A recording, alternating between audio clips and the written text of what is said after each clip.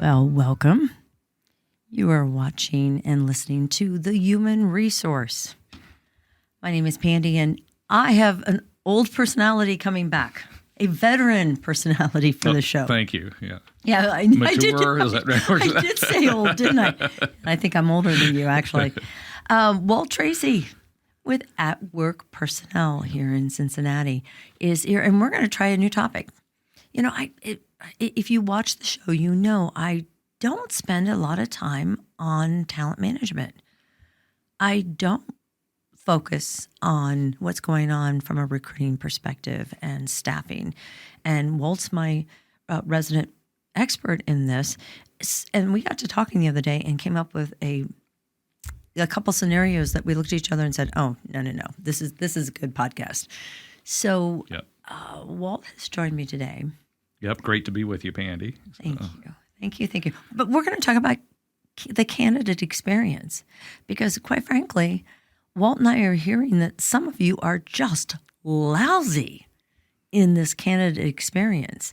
And that's, I can't even figure it out. I mean, how did we get to this point when everybody's complaining that they can't find candidates? Candidates aren't showing up. They can't find the candidates they're looking for. And yet they're dropping the ball as much as anybody.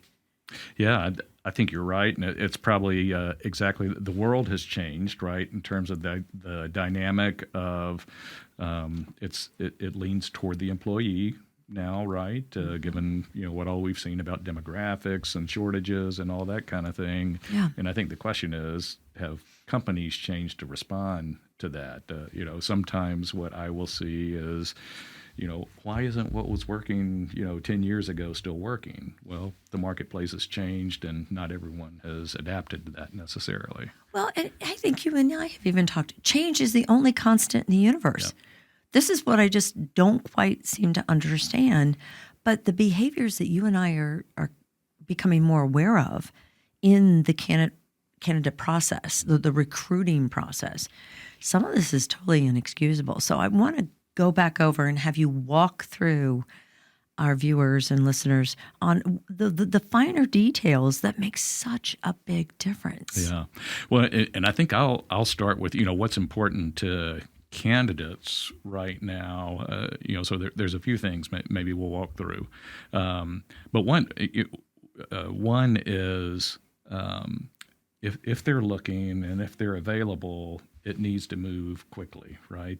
Things with what's going on with technology and all of that means that they expect things to happen quickly. And so speed are really important. Communication is really important. And those are probably two of the biggest gaps that we see. I guess I'll throw in a few other things that even get into kind of setting the ground for even going into recruiting and everything that make a huge difference these days. So you can expect when a candidate is working with you, they're checking you out. They're on your website. They are looking at your reviews. So there's even, to me, some groundwork you've got to lay, before you actually get into the recruiting process around what's your employer branding. How consistent is that? We continue to hear a lot of interest on the part of candidates about, kind of even missionally, being very clear at your organization about, what your mission and purpose is, because they're going to want to know if that's something that they align with, and then kind of greens fees around making sure, right, your pay, your compensation, your policies from a flexibility standpoint. So there's all those kinds of kind of groundwork that needs to be in place, because those are all things candidates are going to touch on as they go through the process with you. Well, and what amazes me is and again, the stories that you and I are hearing is just kind of like the refinement. That's all the meat of the process. But maybe even companies should start thinking about who's actually participating in this hiring process. And I'll give you a good scenario. I got a phone call from a client the other day, and she said, "You met with this individual and talked to them before they went into the interviewing process. What did you tell them? Because we just got a call from the recruiter, and the recruiter said that it was one of the worst experiences the candidate has ever had. And I said, okay, start there, break it down. And it turns out that the person that was interviewing it, the employer representative, actually pulled out her cell phone, lost eye contact because she was sitting there texting on her phone, Walt. Yeah. And the candidate was trying to talk, but stopped talking because it was obvious that the person who was interviewing didn't really have an interest in what the individual was saying. And then prior to that, when they brought the individual in, they didn't even turn the light on in the little conference room. They sat the candidate in the room in the dark, didn't offer her water, didn't offer her any information, brochures or anything about the company. Literally just sat there and let her sit there in the dark until the interviewer came in, and she came in with her cell phone. I mean, that's common sense stuff, isn't it? Well, it should be, but I think you're right. I mean, things you would take as kind of common courtesy, right? Courtesy, I like that word. Even did you respond, right? We run into issues of, where we even just someone turning in an application, they still expect, a response back, even if it's we don't want to move forward with you or That's something a like great, that. yes, thank you for bringing that up. Or again, as you walk through the whole process with the candidate, how many interviews are you going to do, that kind of thing. Yeah. Are you keeping in touch with them? Are you providing feedback to them? So all of those, that I kind of put in that same kind of common courtesy. Are you communicating with them, letting them know what's going on, confirming the time of the interview, confirming what the next step is, right? All of those that, again, we would say is just common courtesy. More so now, and again, an employee-driven market, you've got to be on your toes on all of those things. Well, and it's not difficult because that can be a template. You don't have to personalize a rejection. Yep. You can just simply say, thank you so much. We're thrilled that you thought of us, but we've chosen to go a different direction.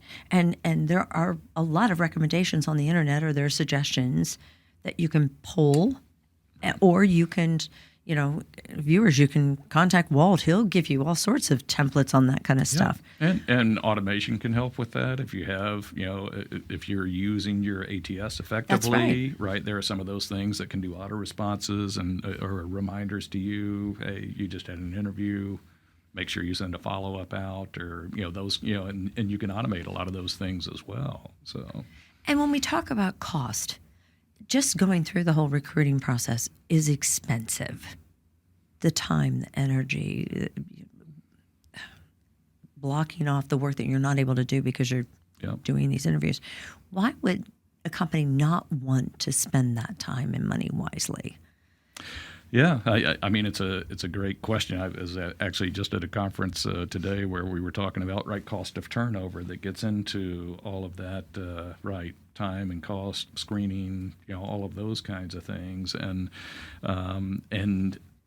again, your goal at the end of it, right, is to try and recruit or certainly vet and recruit somebody, and so even the prep time to make sure you're asking the right questions, that you're and spending that time engaged with them. I mean, again, if the whole goal, out of this is that you're building your team, wouldn't you want to, put the right.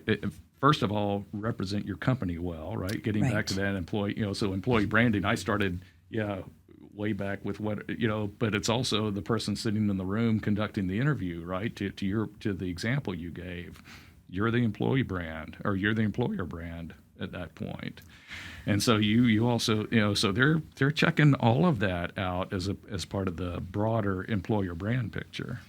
I wonder sometimes if employers have gotten just kind of numb and feel like they have to lower themselves to the same level of the employee because they're looking at the candidate and saying, well, even if I hire you, you're going to show up? Even if I hire you, are you say who you are you who you say you are? Yeah. Well, and some of that, I think our approach is always is assume the best, right? Yes. That, I mean, by the time they're coming in and I'm having an interview with them, I want to assume this thing can work out, right? And so maybe that would I don't know, reflect that, do some better screening so that the people who are coming in are ones who, you'd be interested and invested in moving forward for. Yeah. So, Yeah. I think more than anything, you and I need to really put a lot of emphasis, and viewers, please understand this isn't to overly criticize you, but it's to help you understand the cost of not doing this correctly. And Walt just mentioned, if you don't get the candidate because the candidate doesn't want you, that's one cost. But how do you recover from the cost of all the bad things that individual is now going to say about that potential client or that potential employer? yeah. Because she went right back to the recruiter and said, don't put me back there. Yeah, exactly. Well, and what kind of company is this? Right. That's so. Again, going back to even as early as the application process, they're forming an opinion about you throughout the process, right? And anything you're doing that points that in a negative direction. What's the old thing? People will share bad news with 20 other people, oh, gosh. right? Yes, yes. And with social media now, right. we have no idea who she decided to go back and go, oh, yeah. Or stuck a review on you. Well, oh, gosh. And I've heard some bad Glassdoor reviews Yep. that never go away. Yep. Never go away. And that costs you money because you're right. Candidates will go and look at those reviews and say, "Oh, I'm not going to waste my time." They are. So I heard a staggering statistic that over 90%, certainly of millennial and younger candidates, evaluate reviews as part of their decision. They do. Yeah. Now, when I interview, I will ask them, have you gone to the website? Do you tell me what you know of this company? But I never thought to ask them, so did you check out our reviews? Yeah. Oh, my Oh, yeah. gosh. They're doing it. Yeah. And make a decision. Not only are they checking it, that's factoring into their decision It's anyway. fact. Yeah. All right, so give us the top 5 things that these employers need to be aware to make sure that the candidate experience is stellar. Yeah. Well, I think for one thing, it starts with the job ad. So what are you posting? And I think we've kind of talked about this before is, are you posting the job description or something to them that's compelling and winning and that kind of thing. So kind of, so you get a little bit of the, what's in it for me, for the candidate in there, as opposed to kind of the traditional dry description and everything. So, so first of all, because that begins to give the candidate an insight into the company. Again, we'll keep kind of circling back to this employer branding idea. That's, again, how you're positioning yourself in the job ad is part of your employer branding. And again, part of that processing, especially again, as these candidates are steering more and more toward, is this a company I want to work for? Yeah. Does it align with my goals and those kinds of things? So even how you position the job description is really important.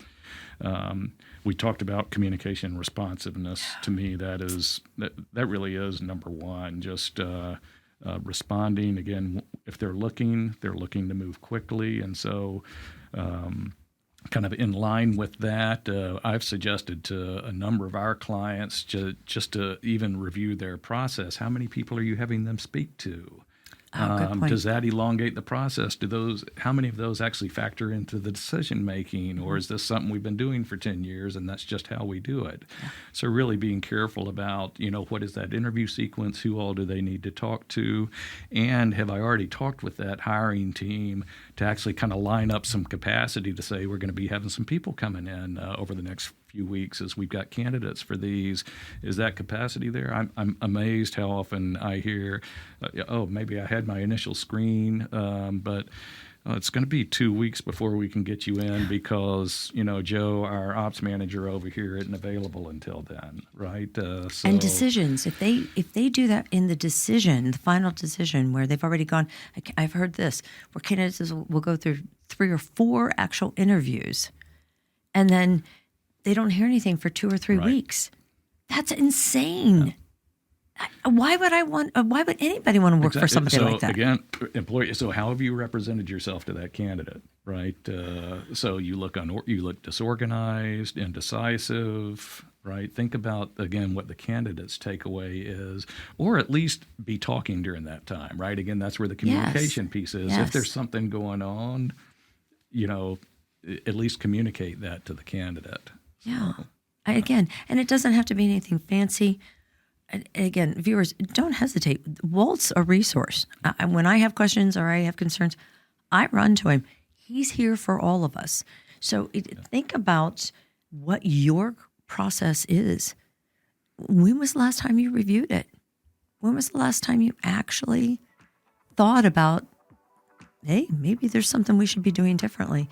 And At Work Personnel, award-winning organization here in Cincinnati. Best of staffing. That's the. Walt, thank you. Thank you so much. Walt's one of those guys that we don't script anything. We really don't practice. We just say, hey, here's a topic. And you are so good at it. Well, and it's always a great conversation with you. So. Oh, thank you. Thank you. I hope each of you got something out of this, because that's what we're all about here at the Human Resource. Take care.